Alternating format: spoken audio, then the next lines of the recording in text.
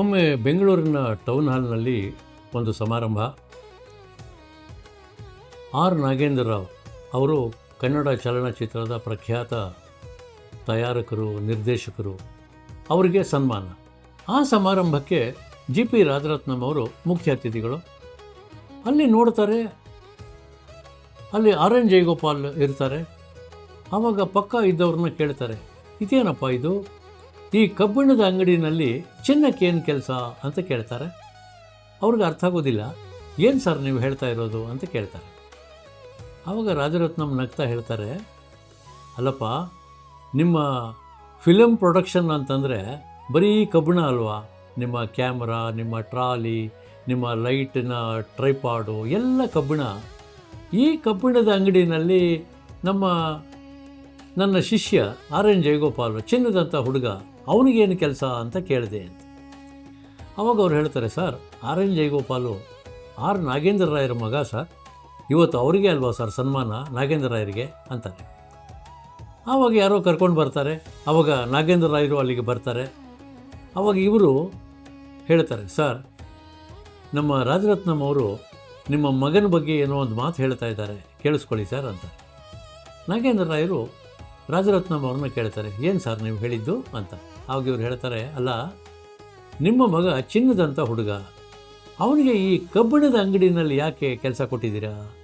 ಅವನು ಒಳ್ಳೆಯ ಕವಿ ಆಗ್ತಾನೆ, ಒಳ್ಳೆಯ ಬರಹಗಾರ ಆಗ್ತಾನೆ, ಅವನಿಗೆ ಕನ್ನಡ ಸಾಹಿತ್ಯದಲ್ಲಿ ಆಸಕ್ತಿ ಇದೆ, ಭಾಷೆ ಮೇಲೆ ಒಳ್ಳೆ ಹಿಡಿತ ಇದೆ, ಅವನನ್ನು ಯಾಕೆ ಇಲ್ಲಿ ಕರ್ಕೊಂಡು ಬಂದು ನೀವು ಹಾಳು ಮಾಡ್ತಾ ಇದ್ದೀರಾ ಅಂತ ಅಂತಾರೆ.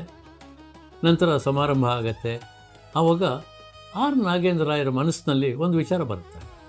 ಹೌದು, ರಾಜರತ್ನಂ ಅವ್ರು ಹೇಳಿರೋದು ಬಹುಶಃ ಸರಿ ಇರಬಹುದು, ಯಾಕೆಂದರೆ ಅವ್ರ ಶಿಷ್ಯ ನನ್ನ ಮಗ.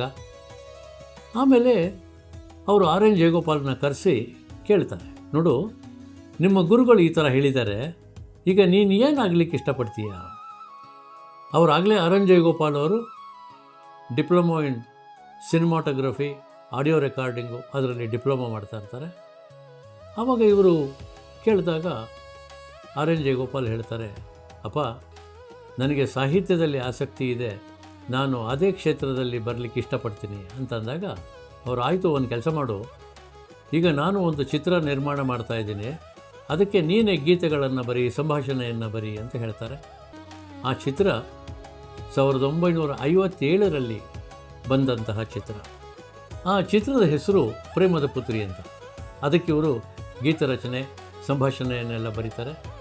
ಒಂದು ಹಾಡು ವಿಶೇಷವಾಗಿ, ತ್ರಿಭುವನ ಜನನಿ ಜಗನ್ಮೋಹಿನಿ ಅನ್ನುವ ಹಾಡು ಸುಪ್ರಸಿದ್ಧವಾಗಿಬಿಡುತ್ತೆ. ಇವತ್ತಿಗೂ ಕೂಡ 50-60ರ ದಶಕದಲ್ಲಿ ಕನ್ನಡ ಫಿಲಮನ್ನು ಯಾರ್ಯಾರು ನೋಡಿದ್ರು, ಆ ಹಾಡು ಇವತ್ತು ಕೂಡ ಬಹುಶಃ ಆ ಹಾಡು ಅವರ ಮನಸ್ಸಿನಲ್ಲಿ ಇದೆ ಅಂತ ನಾನು ಅಂದ್ಕೊಂಡಿದ್ದೀನಿ. ಅಂಥ ಸುಪ್ರಸಿದ್ಧವಾದಂತಹ ಒಂದು ಗೀತೆ, ಅದನ್ನು ರಚನೆ ಮಾಡಿದವರು ನಮ್ಮ ಆರ್ ಎನ್ ಜಯಗೋಪಾಲ್ ಅವರು. ಅವತ್ತು ರಾಜರತ್ನಂ ಅವರು ಆ ಮಾತು ಆಡದೇ ಇದ್ದಿದ್ದರೆ ಬಹುಶಃ ಆರ್ ಎನ್ ಜಯಗೋಪಾಲು ತಾಂತ್ರಿಕ ವಿಭಾಗದಲ್ಲಿ ಯಾವುದೋ ಒಂದು ಕೆಲಸ ಮಾಡ್ಕೊಂಡು ಇದ್ಬಿಡ್ತಾ ಇದ್ದರು. ಆದರೆ ಮುಂದೆ ಅವರು ಸಾವಿರಾರು ಗೀತೆಗಳನ್ನು ರಚನೆ ಮಾಡಿ ಸಂಭಾಷಣೆಯನ್ನು ಬರೆದು ಪ್ರಖ್ಯಾತರಾದವರು.